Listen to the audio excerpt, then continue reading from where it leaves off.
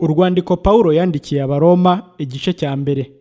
Pawulo imbata ya Yesu Kristo wahamagariwe kuba intumwa kandi watoranirijwe ubutumwa bwiza bw'Imana ubwo yasezeranije kera mu kanwa k'abahanuzi bayo mu byanditswe byera bivuga iby'umwana wayo wavutse mu rubyaro rwa Dawidi ku mubiri kandi werekanywe n'ubushishozi ko ari umwana w'Imana mu buryo bw'umwuka wera, bigahamywa no kuzuka kwe, niwe Yesu Kristo umwami wacu.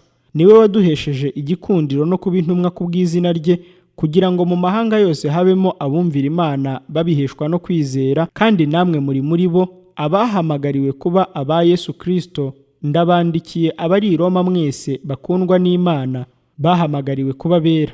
Ubuntu bube muri mwe n'amahoro biva ku Mana Data wa twese no ku Mwami wacu Yesu Kristo. Irya mbere mwese mbashimiye Imana yanjye muri Yesu Kristo, kuko kwizera kwanyu kwamamaye mu isi yose. Imana nkorera mu mutima wanjye mvuga ubutumwa bwiza bw'umwana wayo, niyo ntanzeho umugabo yuko mbasabira urudaca uko nsenze, kugira ngo naho byamera bite Imana yemere kungendesha amahoro ubu ikangeza iwanyu, kuko nifuza kubonana namwe kugira ngo mbahe impano y'umwuka ngo ibakomeze, tubone uko duhumurizanya mwebwe nanjye, mpumurizwe no kwizera kwanyu, namwe mube muhumurijwe n'ukwanjye. Ariko bene data, sinshaka ko mutamenya yuko kenshi nagambiriraga kuza iwanyu ngo mbone imbuto muri mwe namwe nko mu yandi mahanga, ariko ngira ibisibya kugeza na n'ubu.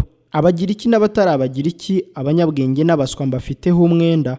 Nicyo gituma ku bwanjye nshaka kubabwira ubutumwa bwiza namwe abari i Roma. Erega ubutumwa bwiza ntibukoze isoni, kuko ari imbaraga y'Imana ihesha uwizera wese gukizwa, uhereye ku Muyuda ukageza ku Mugiriki, kuko muri bwo ari namo gukiranuka kuva ku Mana guhishurirwa, guheshwa no kwizera kugakomezwa nako, nk'uko byanditswe ngo ukiranuka azabeshwaho no kwizera. Ubuhenebere bwatewe no kwimura Imana. Umujinya w'Imana uhishurwa uva mu ijuru ubyukirijwe ubugome no gukiranirwa by'abantu bose bashikamiza ukuri gukiranirwa kwabo, kuko bigaragara ko bazi Imana, Imana ikaba ari yo ubwayo yabahishuriye ubwo bwenge, kuko ibitaboneka byayo ari byo bubasha bwayo buhoraho n'ubumana bwayo, bigaragara neza uhereye ku kuremwa kw'isi, bigaragazwa n'ibyo yaremye, kugira ngo batagira icyo kwireguza, kuko ubwo bamenye Imana batayubahirije nk'Imana habe no kuyishima, ahubwo bahinduka abibwira ibitagira umumaro, maze imitima yabo y'ibirimarima icura umwijima.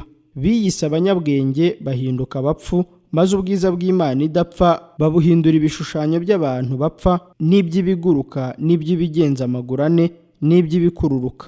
Nicyo cyatumye Imana ibareka ngo bakurikize iby'imitima yabo irarikiye, bakora ibiteye isoni, bononana imibiri yabo, kuko baguraniye ukuri kw'Imana gukurikiza ibinyoma, bakaramya ibyaremwe bakabikorera kubirutisha Imana rurema, ari ishimwe iteka ryose.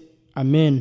Nicyo cyatumye Imana ibarekera kurarikira ibyonona, ndetse bigeza ubwo abagore babo bakoresha imibiri yabo uburyo bunyuranye n'ubwo yaremewe. Kandi n'abagabo nuko bareka kugirira abagore iby'imibiri yabo yaremewe, bashyushywa no kurarikirana. Abagabo bagirirana n'abandi bagabo ibiteye isoni, bituma mu mibiri yabo bagarurirwa ingaruka mbi ikwiriye kuyoba kwabo. Kandi ubwo banze kumenya Imana, nicyo cyatumye Imana ibareka ngo bagire imitima yabaye akahebwe, bakora ibidakwiriye. Buzuye gukiranirwa kose n'ububi no kurarikira n'igomwa, buzuye n'ishyari n'ubwicanyi n'intonganya n'ubugambanyi no gukina ku mubyimba no gusebaniriza mu byongorerano, n'abatukana, n'abanga Imana, n'abanyagasuzuguro, n'abirarira, n'abahimba ibibi, n'abatumvira ababyeyi, n'indakurwa ku izima, n'abava mu masezerano, n'abadakunda ababo, n'intababarira. Nubwo bamenye iteka ry'Imana yuko abakora ibisa bityo bakwiriye gupfa, uretse kubikora ubwabo gusa, bashima n'abandi babikora. Urwandiko Pawulo yandikiye Abaroma igice cya kabiri. Uburyo Imana itarobanura ku butoni. Nicyo gituma utagira icyo kwireguza, wa muntu ucira abandi urubanza. Ubwo ucira undi urubanza uba witsindishirije, kuko wowe umucira urubanza ukora bimwe n'ibyo akora. Ariko tuzi yuko iteka Imana izacira ku bakora bene ibyo ari iry'ukuri. Wowe muntu ucira urubanza abakora bene ibyo nawe ukabikora, mbese wibwira yuko uzakira iteka ry'Imana kandi usuzugura ubutunzi bwo kugira neza kwayo, n'ubwo imbabazi zayo n'ubwo kwihangana kwayo? Ntuzi yuko kugira neza kw'Imana ariko kukurehereza kwihana? Ariko kuko ufite umutima unangiwe utihana, wirindirije umujinya uzaba ku munsi w'uburakari ubwo amateka y'ukuri y'Imana azahishurwa, kuko Imana izitura umuntu wese ibikwiriye ibyo yakoze. Abashaka ubwiza n'icyubahiro no kudapfa babishakisha gukora ibyiza badacogora, izabitura ubugingo buhoraho. ariko abafite imitima ikunda kwirema ibice ntibumvire iby'ukuri, ahubwo bakumvira gukiranirwa, nibyo izateza umuntu wese ukora ibyaha uhereye ku Muyuda ukageza ku Mugiriki. Ariko ubwiza n'icyubahiro n'amahoro nibyo izitura umuntu wese ukora ibyiza uhereye ku Muyuda ukageza ku Mugiriki, kuko Imana itarobanura abantu ku butoni.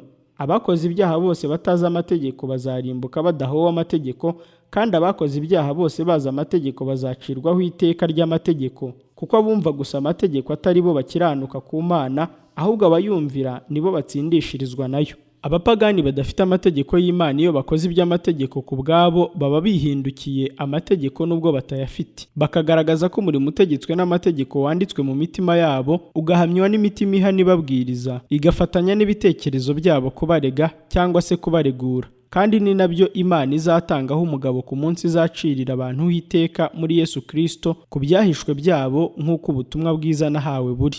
Umuyuda nyakuri uwo ari we. Ubwo witwa umuyuda ukiringira amategeko, ukirata Imana, ukamenya ibyo ishaka, ukarobanura iby'ingenzi kuko wigishijwe iby'amategeko, ukizigira yuko uri umurandasi w'impumyi n'umucyo w'abari mu mwijima, n'umubwiriza w'abanyabwenge buke, n'umwigisha w'abana, kuko mu mategeko ufite icyitegererezo cy'ukuri n'ubwenge kibonerwa muri yo. Mbese wigisha abandi ntiwiyigisha? Kuhana kwiba nawe ukiba, kuvuga ngo ntugasambane nawe usambana, ko wanga ibishushanyo bisengwa nawe ukanduza urusengero, ko wirata amategeko nawe ugayishisha Imana kuyacumura.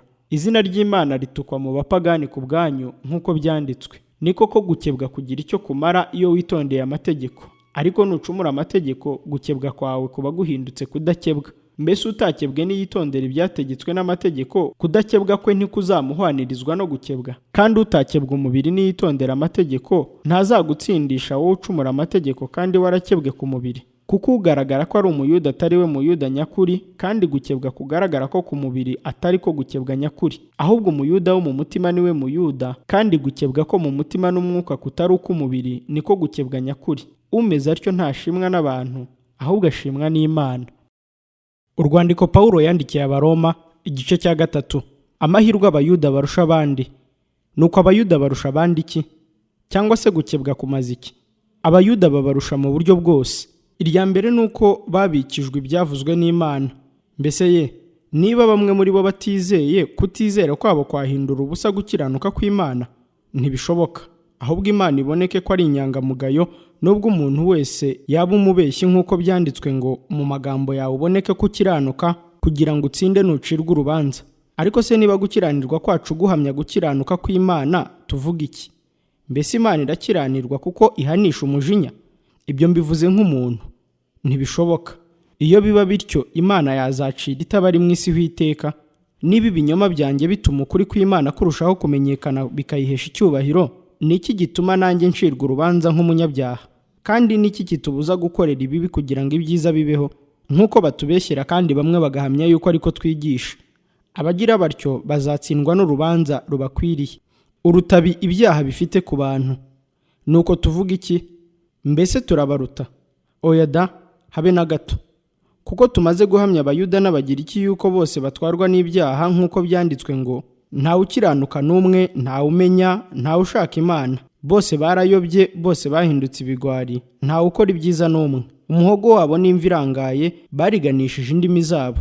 Ubusagwe bw'inshira buri mu minwa yabo.